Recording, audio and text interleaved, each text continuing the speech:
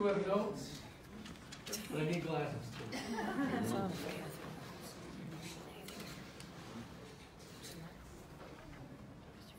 Well, I can honestly say, the last time I was associated with this many people from the Y, let me see, Peter Kramer was working out about 58 times a week. I was about 20 pounds lighter, and Bob Diamond was an introvert.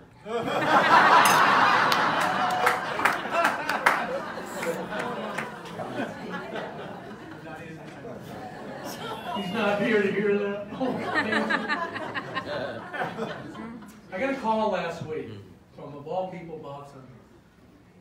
He said, I'd like you to speak at my retirement party. And you got 3 minutes. Surprise. I said, Bob, what do you want me to speak about? He said, well, yeah, just talk about what we did when you were on the board. You know, some of the highlights that happened. And I said, you got to remind me about something. And so we went through a little list, and I'm just going to share a few of them with you. As always, part of our Y mission, we continued our commitment to improving our community through youth development, healthy living, and social responsibility. We put up a building, West Side Edition. I was just on the board when that building was completed. A few years later, we put up another building, East Side Edition. And Ed Toombs, I know you're here tonight, but thank you very much. You were the guy who did that East Side Edition. On time, on budget, Ed. On time, on budget. We also started the Y Kids to Camp golf tournament, which has become a good fundraiser for the and you know, one of the sad things, unfortunately, was as I was leaving as president, we really had our ducks in a row to put a pool in the Y. I mean, we knew what it would take from the community, we knew what it would take from the Y itself. And I really thought we were going to do it. But then 2008 came, 2009, and kind of nixed that. But I still believe it's coming. It's just a question of when. So anyways, I got to thinking about this phone call, you know, because, you know, all right, he gave me a few days to prepare for this. And I started thinking, who calls and plans their own retirement?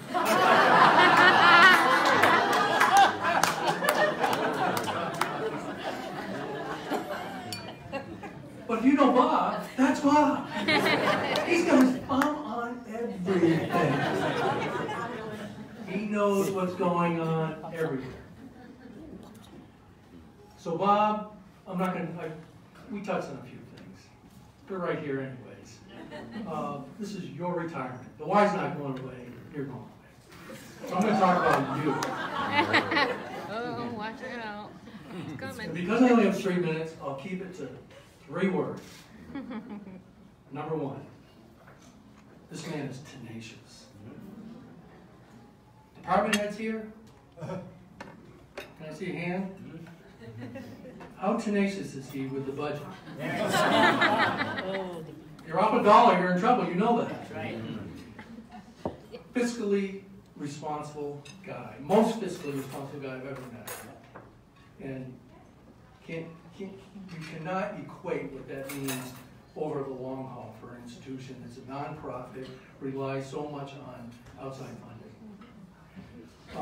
He's a tenacious reader. That guy I would see articles all over. He'd give them to me, give them to the board. We still get them. Coming down the road, friends. Read all the time. Tenacious reader. He was tenacious, as Doug said, about his competitors. He knew what his competitors were doing. He was trying to figure out how are they making this work. I mean, he knew his competitors. Tenacious guy. Probably most importantly, he was tenacious about his people. I mean, not only in applauding his people, but each time he had to discipline people. But the one thing that was constant is he was always behind his people. And I admire that very much about him. Second word, grace. Bob had a grace in the simplicity of his actions. We kid him about his little pocket pens. Well, I was there when we all had our PDAs and laptops were coming out and everyone was emailing, and Bob had his calendar book. And it was loaded with different color things and this and that. But I'm telling you, he was efficient. Gracefully so. I mean, he never missed a phone call. If I called him, he called me back. If I sent him an email, I get a response. Now, I didn't know it was going to someone else before I did that. But he held that position with grace, truly did. And most importantly, his ability to connect gracefully with executives, middle managers, low-level people off the street, anybody. The third word, humility. Bob gave credit to others before he ever gave credit to himself. He valued the community and the why before himself. And I think the best way to describe, I'm going to use someone else's words to describe Bob. And the guy's word, his name is Jim Collins. And anyone who's done anything in business knows who Jim Collins is. He's the author of many business books, but his greatest book was called Good to Great. #1 selling business book of all time. And one of his chapters, he talks about executives. And there are different levels he categorized executives in. And he did it in a pyramid. In the very top of the pyramid, he called a level 5 leader. And I'd like to quote you what Jim Collins calls a level 5 leader. Quote, "The ability to build enduring greatness through a paradoxical blend of personal humility and professional will." Unquote. That's Bob to a T. It really is. In closing, Bob, I cannot think of a better attribute in a person than the desire to take care of others. You, my friend, have mastered that quality. You have taken a once lethargic, financially suspect community wide and transformed it into a true pillar of our community. In so doing, you have taken care of hundreds of employees and hundreds of volunteers.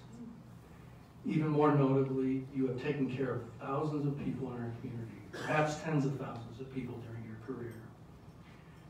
I hope you are proud. Oh wait, I forgot. It wasn't you. It was everyone else. Always humble. Right to the end. Personally, please accept my congratulations and gratitude for your service. I know everyone in this room does, and most importantly, our community does. Godspeed.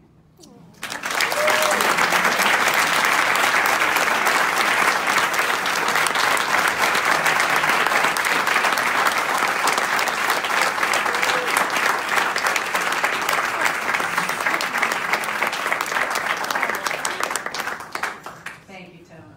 Wonderful. So we're going to have a little fun now. At least I hear it's fun. It looks like it's fun just by the title. I'd like to bring up the FLAB 4 by the swimettes, Sue Bowman, Deb Edson, Cindy Pomeroy, and Marcia Pratt, and they are, and I forgot their, participants of the 9:30 Monday, Wednesday, Friday water fitness class. And here they are.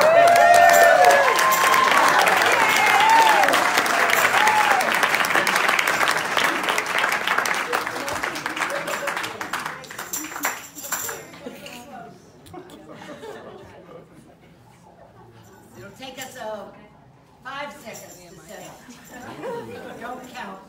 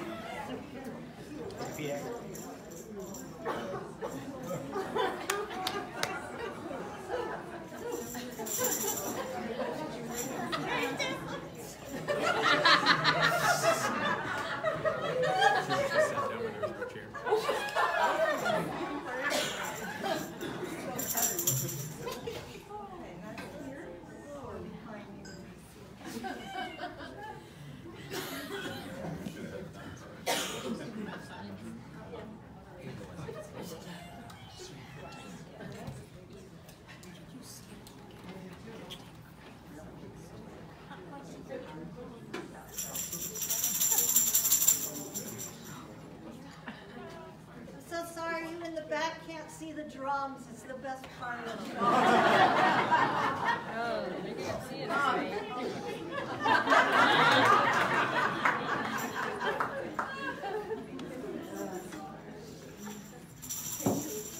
Ready for a warm-up?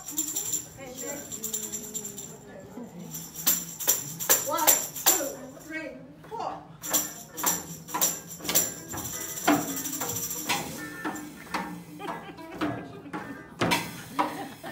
I think we're pretty warm.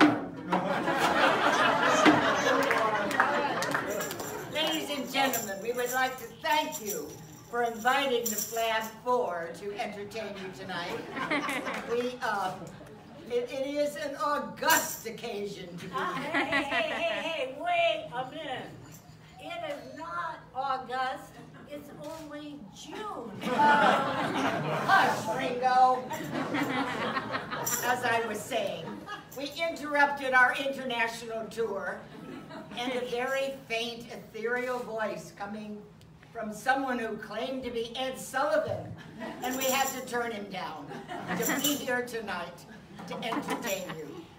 Now, the other Beatles wrote a song called Hey Jude, but we've sort of transformed that to be Hey Bob.